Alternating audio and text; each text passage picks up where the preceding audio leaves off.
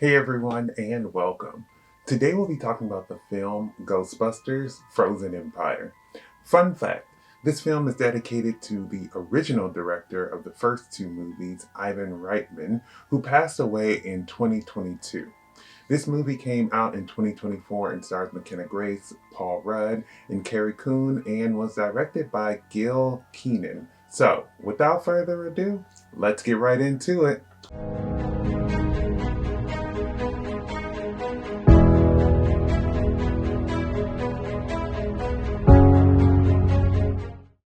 Ghostbusters Frozen Empire sees the Spengler family, now in New York, teaming up with some of the original Ghostbusters to take down an ancient god and prevent a second ice age.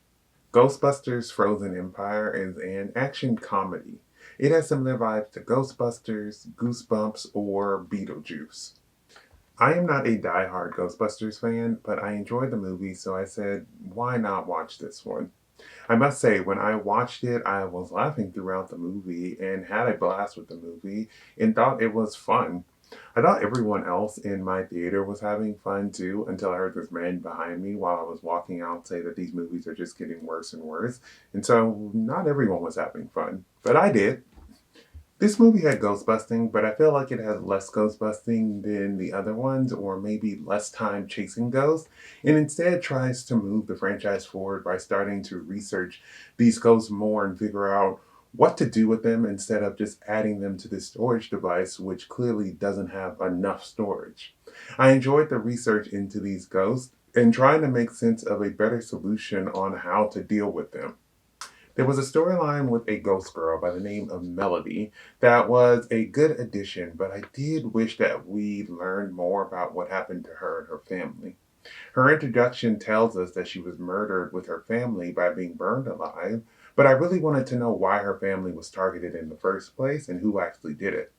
I was so mad that she betrayed Phoebe, and I'm glad that she had a change of heart in the end, but my God, you could have made up your mind just a little bit sooner. The Fire Master was such a cool addition to the film, and I love them expanding the lore about who exists in this ghost busting world. To be honest, I thought that Nadim's grandmother's ghost was going to come back as a ghost and save the day, but I'm glad that he got his life together and helped the team save the day in the end. I will say that I wish that they got to the big bad reveal quicker. Like, we get a lot of time with this mysterious orb, and I did get to the point where I was like, okay, can we just release the demon god thing? Because I'm now very curious. I did think it was a smart move for the franchise to use this god to destroy the containment box that the ghosts were in to help justify why the Ghostbusters will have to stay around and how they'll be relevant in the future, no matter if the mayor is a hater and wants them out of the city. Like I said earlier, I thought the movie was funny, and while I think most of the cast contributed to it, the two who were really making me laugh were Kumail Nanjiani and Paul Rudd. I'm glad that they included these characters because they made the movie even more fun for me. We get most of the Ghostbusters back from the original film in this movie, and I really wish that we could have gotten the entire crew because I want to see Rick and Sigourney back in action. After the last movie, I thought with them teasing Sigourney that she would make an appearance in this film, but she didn't.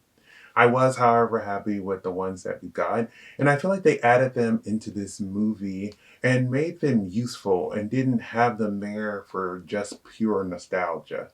I like how the OG members are all doing different things, but if there is a big ghost baddie in town, they can come together and try to help stop it.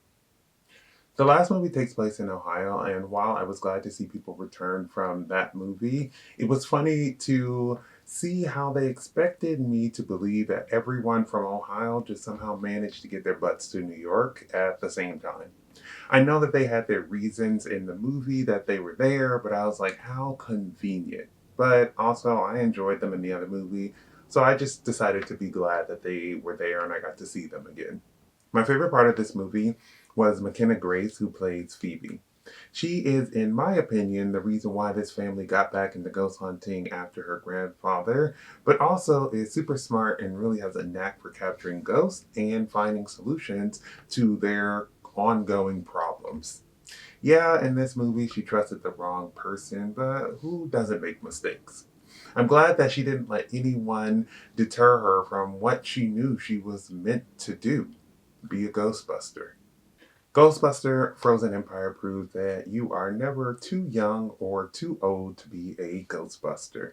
This film expands the universe slightly and is a lot of fun. Thank you for watching my video. I would love to hear your thoughts down below in the comments. If you haven't subscribed, please do so you can keep up to date with more of my videos. But besides that, everyone stay safe, have fun, and goodbye.